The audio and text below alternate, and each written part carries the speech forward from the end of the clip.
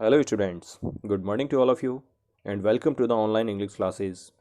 Myself, Ranveer Singh, the English teacher.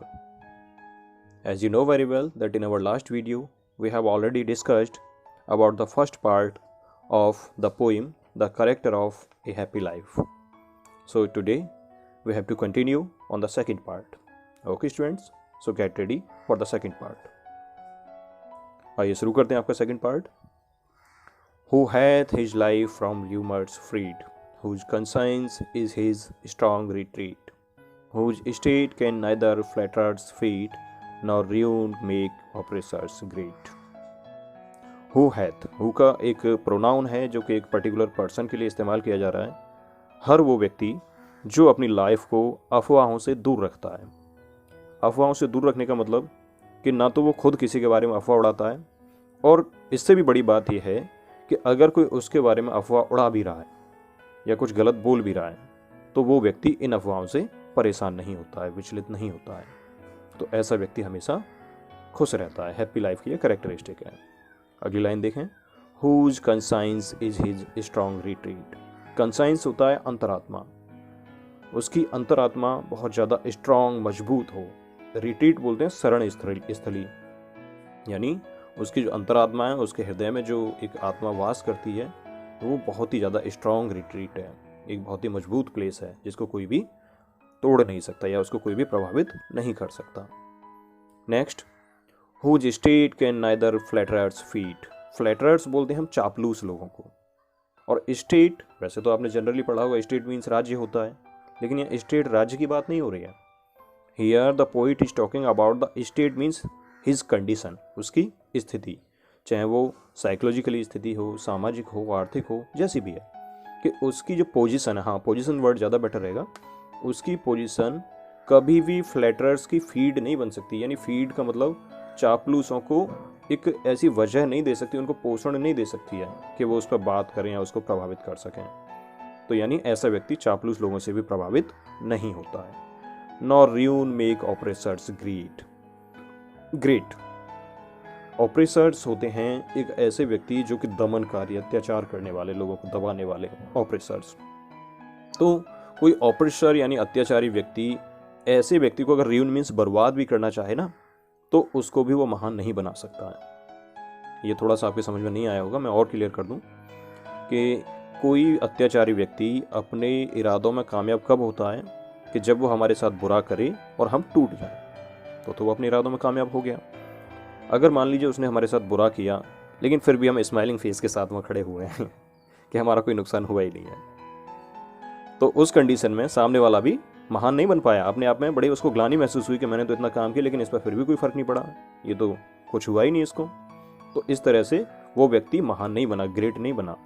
तो ये last 2 line फिर से देखते हैं. Whose state can neither flatterers feed, कि उसकी जो पोजीशन है, जो भी स्थिति है, वो चापलूसों को फीड नहीं कर सकती, और ना ही कोई भी अत्याचारी व्यक्ति उसका दमन करके महान बन सकता है. Simply. Okay students, so now let's discuss the rhyming scheme. Freed and feed. Okay. Retreat and great. तो इसकी राइमिंग स्कीम भी C D and C D. Clear? So come to the next stanza. Who envies none, whom chance doth rise. Who envies का मतलब होता है एक शत्रुता, दुश्मनी, कि वो किसी से भी घृणा ना करता हो, किसी से भी जलन ना रखता हो. Who envies none, whom chance doth raise. कैसे लोगों से? कि जो बाई चांस आगे बढ़ गए. रेज का मतलब ऊपर उठ गए हैं, कि वो अपने आसपास, जैसे हम भी देखते हैं कि कोई बाई चांस आगे बढ़ गया, जैसे कहते हैं कि उसका लक बहुत अच्छा है, वो आगे बढ़ गया, तो कुछ लोगों के अंदर ये फीलिंग आ जाती है कि यार ये तो देखो कितना अच्छा रहा और हमारे साथ तो ऐसा कुछ भी नहीं हुआ. तो ऐसा व्यक्ति अपने कर्म पर, अपनी मेहनत पर विश्वास रखता है. Who envies none whom chance doth raise, nor wise who never understand how deepest wounds are given with praise, nor rules of state but rules of good. तो वह व्यक्ति किसी भी ऐसे व्यक्ति से ना तो घृणा करता है, ना ही उससे जलन रखता है जो बाई चांस आगे बढ़ गया हो या कुछ गलत तरीकों का इस्तेमाल करके. जैसे ये वाइज वर्ड आ रहा है, तो वाइज का मतलब कुछ गलत तरीकों से इस्तेमाल करने वाला व्यक्ति जो आगे बढ़ जाता है पाप कर्म करके. तो जो व्यक्ति इन तरीकों से आगे बढ़ जाते हैं, एक हैप्पी पर्सन ऐसे लोगों से कोई भी घृणा या ईर्ष्या नहीं रखेगा। आगे देखते हैं। Who never understood how deepest wounds are given with praise. ऐसा व्यक्ति कभी ये जानता ही नहीं है कि लोग लोगों की झूठी तारीफ करके उनसे मतलब निकाला जाए। वो व्यक्ति जैसा अंदर से होता है वैसा ही बाहर होता है, और ये बहुत अच्छी बात है। नहीं तो लोग आजकल दिखने में कुछ और होते हैं और वास्तव में कुछ और होते हैं। हु नेवर अंडरस्टूड, जो कभी ये जानता ही नहीं है how deepest wounds are given praise, कि तारीफ करके लोगों को कितने गहरे से गहरे जख्म दिए जा सकते हैं। ना तो वह जानता है no rules of state but rules of good. ये स्टेट वर्ड देखिए आपका फिर से आया, तो यहाँ पे स्टेट दो चीज़ें हैं। हाँ, यहाँ स्टेट की भी बात की जा रही है, यानी राज्य सरकार की भी बात की जा रही है, लेकिन उससे कहीं ज़्यादा बेटर मुझे लगता है कि उसकी अपनी स्टेट का मतलब जो हालात हैं, वो उन हालातों का, सिचुएशंस के रूल्स को फॉलो नहीं करता है, बल्कि उसके रूल्स होते हैं कि मुझे जो अच्छा लगेगा वो मैं करूँगा। नहीं तो आज आप देखते हैं कि लोग बाकी रूल्स को साइड में रख देते हैं और अपने लोगों को फ़ायदा पहुँचाने के लिए अपने अलग से रूल्स बना लेते हैं, वो सही गलत भूल जाते हैं। तो ऐसा व्यक्ति क्या करेगा, न रूल्स ऑफ स्टेट, उसको उन सिचुएशंस के रूल से कोई मतलब नहीं है कि मेरे सामने क्या आ रहा है, या स्टेट सरकारों के रूल से कोई मतलब नहीं है। सिंपली कहने का मतलब वो वही करता है जो उसका दिल ये चाहता है कि हाँ ये सही है, यानी वो अपनी इनर वॉइस, अपने कंसाइंस की वॉइस सुनता है। इस स्टेंजा को फिर से देखते हैं। Who envies none whom chance doth reach nor vice. Envies का मतलब वो उन लोगों से घृणा नहीं करता है जो बाई चांस ऊपर उठ गए हैं अपने करियर में या कुछ गलत काम करके आगे बढ़ गए हैं, उनसे घृणा नहीं करता है। हु नेवर अंडरस्टूड, वो कभी नहीं समझता है how deepest wounds are given with praise, कि लोगों को तारीफ करके कितने गहरे से गहरे जख्म दिए जा सकते हैं। तो ऐसे लोग जो ये काम करते हैं, भले ही करियर में बहुत आगे पहुंच जाते हैं सीढ़ी बना करके लोगों को, लेकिन जो मैं मानता हूँ कि एक व्यक्ति की लाइफ का पैमाना जो होना चाहिए कि व्यक्ति अपने दिल से कितना खुश है, कितना संतुष्ट है, तो वो लोग इतना संतुष्ट या खुश नहीं रह पाते हैं। क्योंकि आप पैसे से आप बिस्तर खरीद सकते हैं लेकिन नींद नहीं खरीद सकते हैं, खाना खरीद सकते हैं लेकिन भूख नहीं खरीद सकते हैं, कंफर्ट के सारे सामान खरीद सकते हैं लेकिन खुशी नहीं खरीद सकते हैं। तो ये सारी चीज़ें कब आएंगी, when we are mentally and psychologically satisfied, हम दिल से खुश हैं, ये चीज़ें तभी आएंगी। और इन चीज़ों के लिए हमें बिल्कुल मन से, मन वचन और कर्म से एकदम शुद्ध रहना होगा। अगर हम भी जो हमारे दिल में है कुछ और है लेकिन बाहर कुछ और है, हम लोगों से अपना मतलब निकालने वाला रिश्ता रख रहे हैं, that is not good. Okay students, that's why I am saying this poem is very necessary, very important for your career also, for your personal life also, not only for your study, not only for your exams. तो इसलिए इसको एक एक line को ध्यान से, एक एक वर्ड को ध्यान से समझिए। No rules of state but rules of good. उसको हालातों के या सरकारों के नियमों से कोई मतलब नहीं, वो वही करता है जो उसको सही लगता है। सही लगता है का मतलब उसके अंदर की जो अंतरात्मा की आवाज़ होती है। Okay students, so let's discuss its rhyming scheme. First word is raise, understood, praise and good. तो लास्ट स्टेंजा तक हमने डिस्कस किया था C D. So now it is E F. Raise का हो गया ई, अंडरस्टूड का हो गया एफ, प्रेज का अगेन ई, क्योंकि रेज और प्रेज एक जैसा मिल रहा है, और अंडरस्टूड और गुड ये एफ एफ, तो E F. Okay students, so now let's continue the next stanza. Who God doth late and early pray, more of his grace than gifts to land. Who entertains the harmless day with a well-chosen book or friend. How beautiful lines are. Who God doth late and early pray, कि जो ईश्वर की प्रार्थना करता है। Late and early pray, late का मतलब late night मान लीजिए, और अर्ली मतलब सुबह, यानी कि हर समय जो ईश्वर की प्रार्थना करता है। अब स्टूडेंट्स, मैं थोड़ा सा यहाँ पर आपको एक अंतर में क्लियर कर दूँ कि अभी तक हमें ऐसा समझाया जाता है कि प्रार्थना करने का मतलब हम किसी स्टैच्यू के सामने या किसी ईश्वर की तस्वीर के सामने हम हाथ जोड़ के उसकी कोई आरती कर रहे हैं, प्रार्थना कर रहे हैं, तो वो एक प्रार्थना करना हुआ।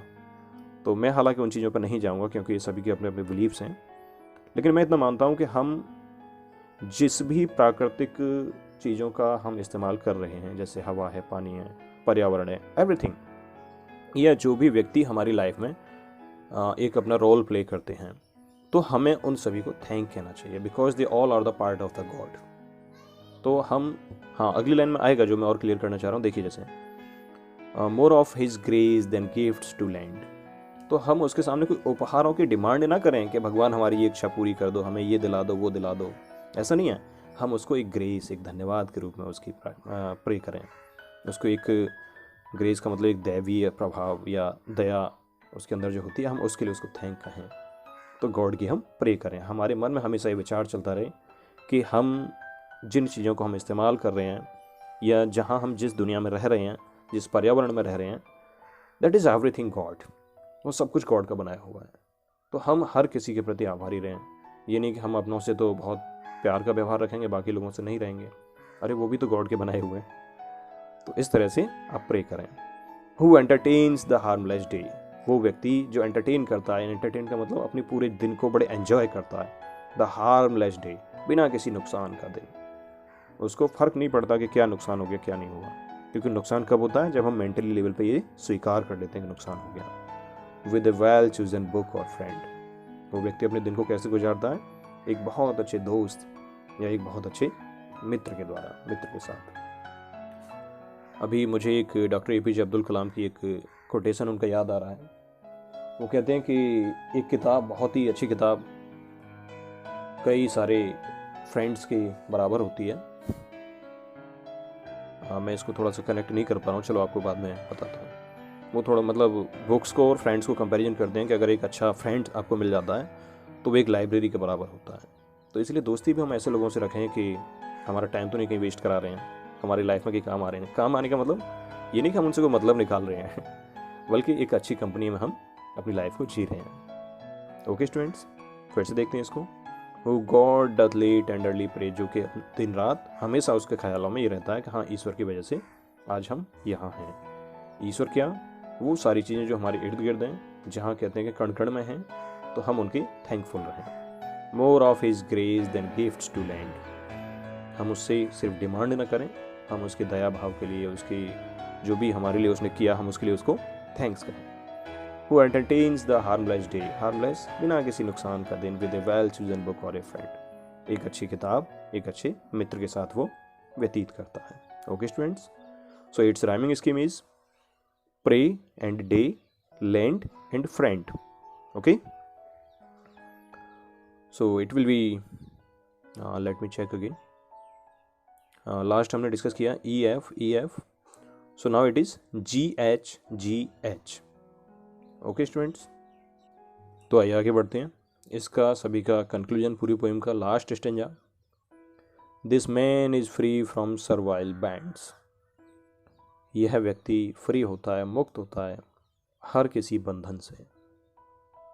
ना तो उसको सामाजिक रूप से कोई बंधन है, ना ही वो अपने आप को मेंटली रूप से किसी बंधन में महसूस करता है। तो ये पूरी तरह से मुक्त होता है। ऑफ होप टू राइज, देखिए किस तरह के बंधन है। ऑफ होप टू राइज और फियर टू फॉल। उसे ना तो ये किसी की उम्मीद है कि हाँ मुझे एक, ये जिज्ञासा नहीं है कि हाँ मुझे आगे बढ़ना है, या लालच नहीं है इस चीज़ का। जिज्ञासा चलो अच्छी चीज़ है, लेकिन लालच नहीं है इस चीज़ का, हाँ मुझे आगे बढ़ना है। और फियर टू फॉल, और उसे गिर जाने का या पीछे जाने का कोई भय ना हो। अब आप लोग सोच रहे हो कि ऐसे व्यक्ति भी होते हैं। हाँ बिल्कुल, ऑफकोर्स होते हैं जो कि अपने प्रेजेंट में रहते हैं, जो ना तो फ्यूचर में जाते हैं, ना तो उनको फ्यूचर की कोई चिंता होती है, ना ही पास्ट का कोई डर होता है। अपने प्रेजेंट में रहते हैं, खुश रहते हैं, एकदम बिंदास रहते हैं। लॉर्ड ऑफ हिमसेल्फ, वो व्यक्ति अपने आप का मालिक हो।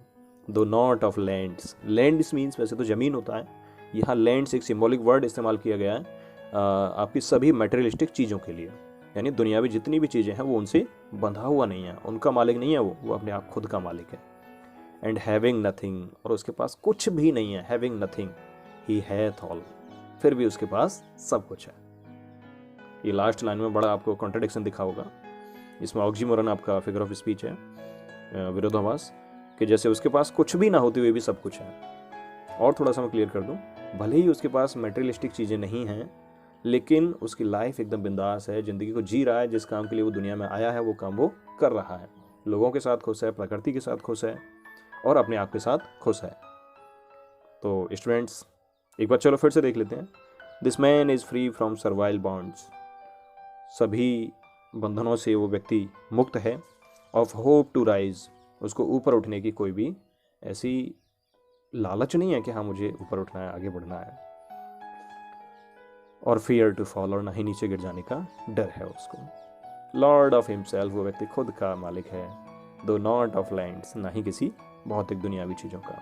And having nothing he hath all, और उसके पास कुछ ना होते भी सब कुछ होता है। सो स्टूडेंट्स, ये थी आपकी बहुत ही ब्यूटीफुल पोएम, जो कि आपकी पर्सनल लाइफ के लिए भी बहुत ज़रूरी है।